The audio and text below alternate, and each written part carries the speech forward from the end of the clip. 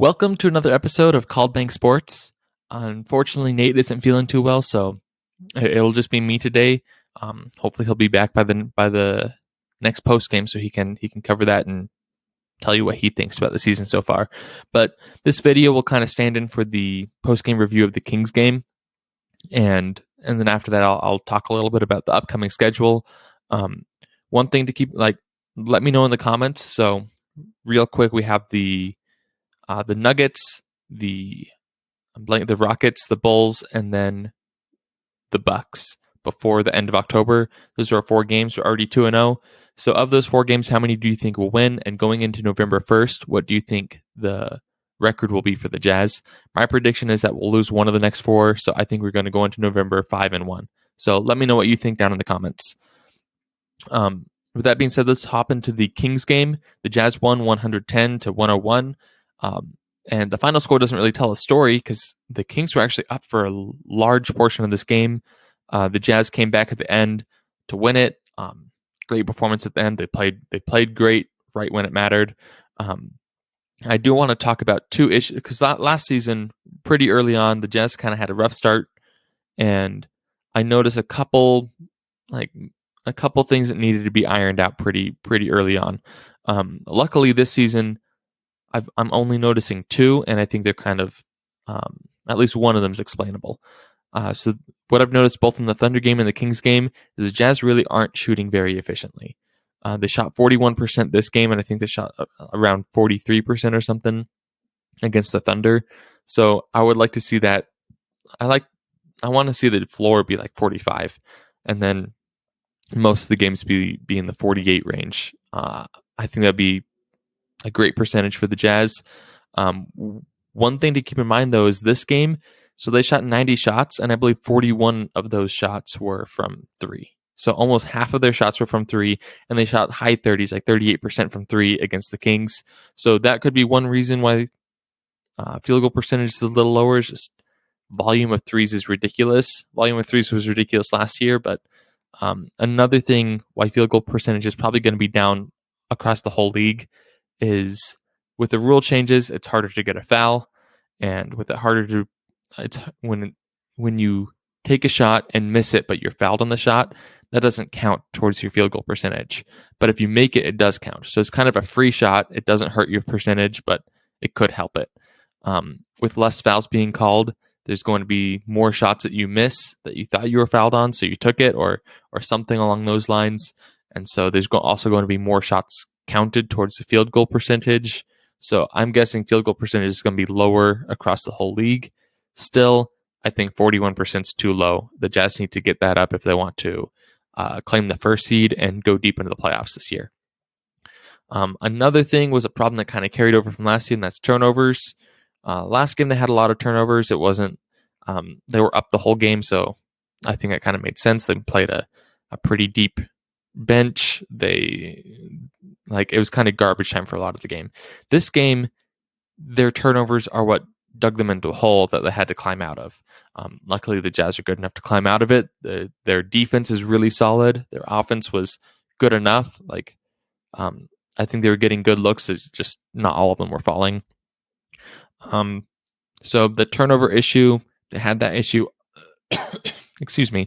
They had that issue all year last year. They're having it again this year.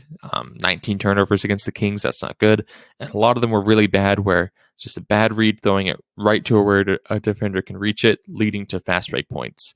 If you get a turnover, the last thing you want is it to turn into a fast break, because that's normally an easy bucket at the other end that they don't have to fight for.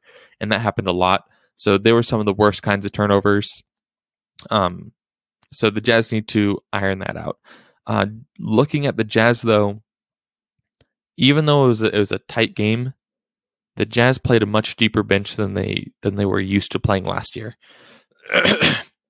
Last year, Quinn Snyder, he would,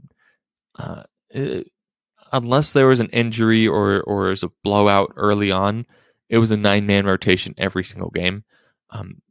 So far, they've played 12-man rotations both games. I don't expect this to last, especially if Rudy Gay comes back. When he comes back, not if, he should be coming back. in the next couple of weeks.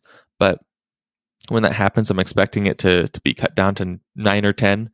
But this was a tight game, and they still played the deeper rotation. A lot of guys on the deep rotation really didn't get played much. Joe Ingles only had 6 minutes. And Eric Pascal, he had 15. So maybe we're going to be seeing a lot more of him than I thought we would. I know we had a question last live stream about whether or not I thought he was good. That's still up in the air. What he doesn't really show up in the box score. I want to wait probably 10 or 15 games before really having a hard opinion on him. And then I want to just highlight the 3 best players on the Jazz this game, and one of them had what I thought was the play of the game, and that was Hassan Whiteside. This is I've said this. I want to keep saying it, just be transparent. But I've not been a fan of Whiteside for most of his career. I was not happy when I heard that the Jazz signed him. I thought he wouldn't be a good fit. And everything is proving me wrong so far, which is awesome. I'm glad that Whiteside is proving me wrong and that he's working. He's a really awesome fit. What he's shown is he can come off the bench. Obviously, he's not Rudy Gobert, but he can play that same style of basketball. And when he's out there, we don't see a drop in rebounds, and he's still a good rim protector. So he's keeping people out of the paint. And what he proved to me tonight is that he sets strong screens. I forget what player it was, but Donovan Mitchell had the ball. Whiteside came, set a screen on his defender, and laid the defender on his back. Donovan Mitchell missed the shot, but having those kind of screens is a huge deal. It keeps a pick and roll game live and thriving when Whiteside's out and Gobert's on the bench. So I think he's an awesome pickup. And he had 8 points and 9 rebounds, which is, if you look at per 48, that's probably exactly right where Gobert would be this game. Gobert was probably a little higher because Gobert had 17 points and 20 rebounds in 32 minutes, which is ridiculous. And that leads us into, I think Gobert was the second biggest reason why we won this game. 20 rebounds and 17 points. If we can see games like that from Gobert regularly, first off, he's going to be an easy choice for All-Star. If you're averaging close to a 20 and 20, that's ridiculous. Second off, high teens for scoring for Gobert is exactly we need to see that from him more. And 20 rebounds is exactly what we need to see from him, because if he's just getting all those rebounds, it opens everyone else up a lot more. Defensive rebounds, everyone can start being the outlet. We can run more fast break stuff, which I think the Jazz have a good roster to run fast breaks if we can get it out quick enough. And then obviously, he had 6 offensive rebounds this game, which that's just 6 extra possessions that we wouldn't have had otherwise. That's enough to turn the game when you win by 9 points. 6 extra possessions can lead to anywhere from 12 to 18 points if you score in every single one. So that's a huge deal. That's enough to swing a game, is 6 offensive rebounds. And those 6 offensive rebounds make up a lot of, I weight an offensive rebound and a turnover is almost exactly the same, because it's a turnover is you're giving up an extra possession to the other team. An offensive rebound is you're taking back an extra possession from the other team. So if Gobert can be more active on offensive boards like he was tonight, that will counteract our turnover issue. Obviously, Gobert hasn't played any great centers, any amazing rebounders yet this year, so I think his rebound numbers are a little bit inflated right now. Obviously, it's 2 games in. Everything's probably a little inflated or deflated, but I'm excited to see him. If this is what he's doing through 2 games, I want to see him keep up this level of play. That being said, he was a -9 compared to Whiteside's +18. Plus minus is nice. It's a nice glance stat. I'm not going to put too much weight on that -9, and I think plus minus actually matters a lot more over the course of a season. So maybe we'll try to take a look at the plus minus maybe every 10 or 20 games over the course of the season to see where players are at and how they're actually helping. And also plus minus is an interesting one because you can't always directly impact that. It's more of a what lineups are you put out there with. So that's an interesting thing. And obviously, the best player for the Jazz this game was Donovan Mitchell, 27 points. He got his, 4 assists, 5 rebounds, 2 steals. It's exactly what I want to see him I want to see him about 5 rebounds, 5 assists, and 1 or 2 steals each game, with 25 plus points. So this is a perfect game for Donovan Mitchell for me. The two downsides are he had 5 turnovers, which are way too many. Davion Mitchell was kind of tough on him. He stripped him that one time. Um, Donovan Mitchell has never been the best at taking care of the basketball. I was hoping to see a big jump from him this year. Obviously, we're 2 games in. I'm not going to judge him too hard, but I think that's not a good sign, is having 5 turnovers in a game.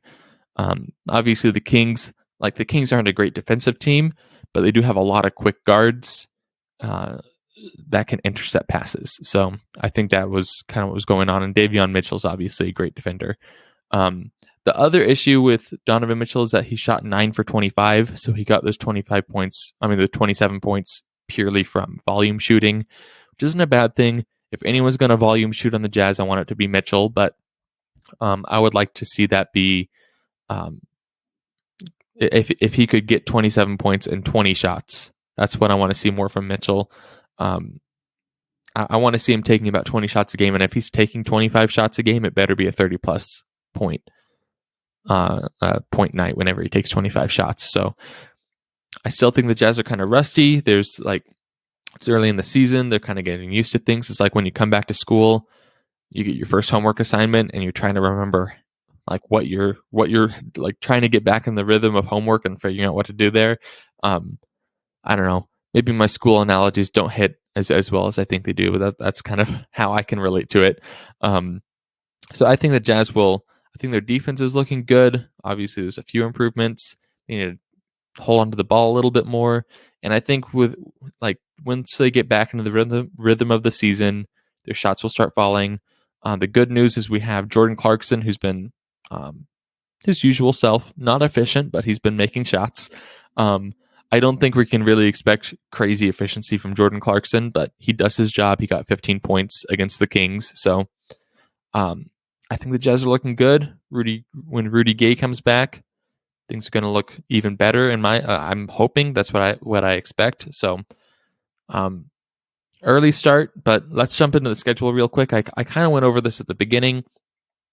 But through the end of October, the Jazz have a nice mix of. So we've had 2 pretty easy games to start, and out of our next 4, we have 3 that I would consider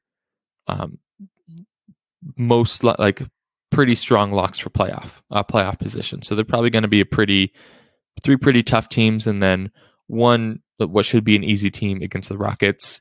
The Rockets are still probably kind of in a tank mode.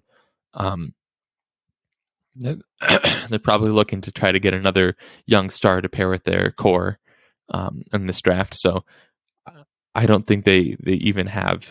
First off, their roster isn't great, so they should beat the Rockets. But they play the Rockets on Thursday and they play the Nuggets on Tuesday. The Nuggets, I still think they should beat them. They're out Jamal Murray, obviously. The Nuggets are still a good team without Jamal Murray, but I think the Jazz are definitely a stronger team than the Nuggets right now. They're playing the Bulls. The Bulls are kind of a question mark. Bulls got a lot of talent. It's pretty early on in the season, so they're 2-0 right now, but who knows what's going to happen. I think that's going to be a really interesting game. That should be a fun game to watch on a Saturday. And then Sunday, Halloween night, we play the Bucks at home. Well, not away. We play at the Bucks home, not Utah, not the Jazz home. So we're playing in Milwaukee. And obviously that's going to be an awesome game against the defending champs. The Jazz tend to do pretty good against the Bucks. Those are usually fun games, even when the Jazz weren't really good. When they're kind of a fringe playoff contender, they still play pretty good against Giannis and the Bucks. So I'm excited to see that. I think, and as I mentioned before, let us know in the comments how you think the Jazz will finish out October. I think they're probably going to drop one of these next 4, even though I think it's totally possible for the Jazz to win all 4. I think they're one of the best teams in the league, so I think they can win against any team on any given night. But then again, you're going to lose some. So I think they're going to end up 5-1 heading into November. I think that's an awesome start. I think anything less would be a little bit of a disappointment if they head in 4-2. It's not awful. If they lose like 3 of the next 4, that's an issue.